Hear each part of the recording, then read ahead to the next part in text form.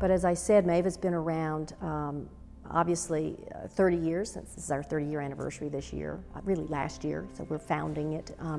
But I'm sure that vision happened sort of early on. But from those times, you know, we used to have a program also called Capital Connection that most people, particularly those in Baltimore, will probably recognize, because Capital Connection was a name that I think was more synonymous with Mava even than Mava, because Capital Connection was not geographically based. It was about capital, it was about investment capital, and it was, from a branding standpoint, it was really what we were known for.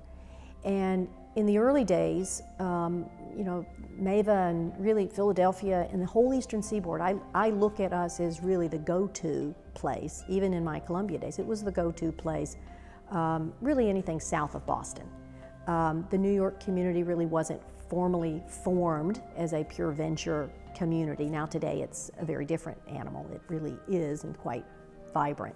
But in those days, you know, Philadelphia, Washington, Baltimore, and even Eastern Seaboard, there weren't Mavas.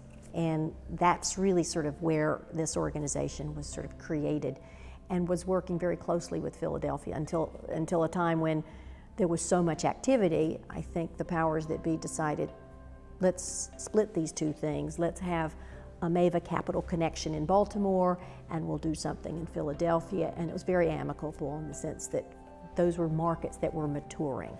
And I think that's one of the hallmarks for Mava, is to always sort of be on that very front end, knowing that things are changing. And how do you sort of change and try to deliver some things that are really newly needed in a marketplace for our constituents. So Capital Connection was a big milestone for us. It ran for 25, 26 years. We still have vestiges of it in some of the programming we do today. I think partnering with people up and down the Eastern Seaboard has been really very paramount as well to our success and the industry's success. That's been important. Obviously, we have, when I came on board, we opened a Northern Virginia office and kept a Maryland office in those days when physical offices mattered. Today, they really don't. We're sort of virtual in where we operate.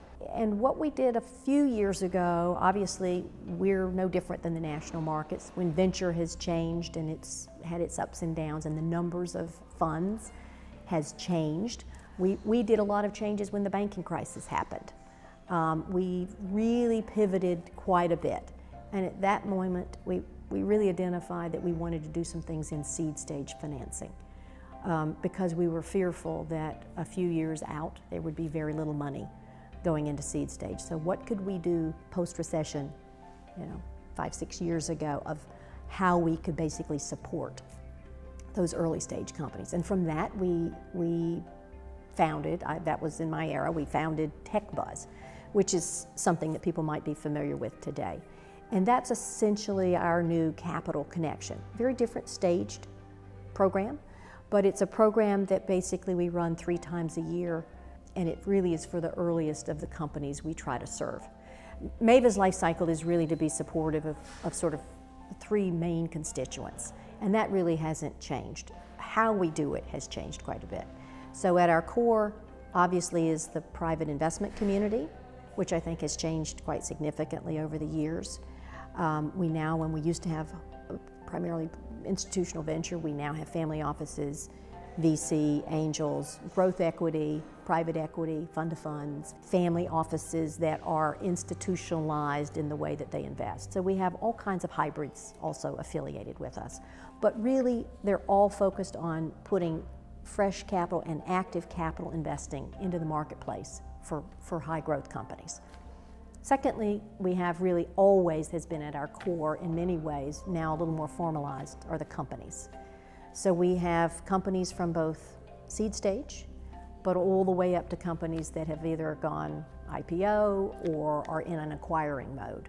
So we have companies that are venture backed and some that aren't, but they basically are companies that are on a high growth trajectory. And those are companies that we serve. And then thirdly, what I call the glue. We actually have a community of really dedicated professional advisors.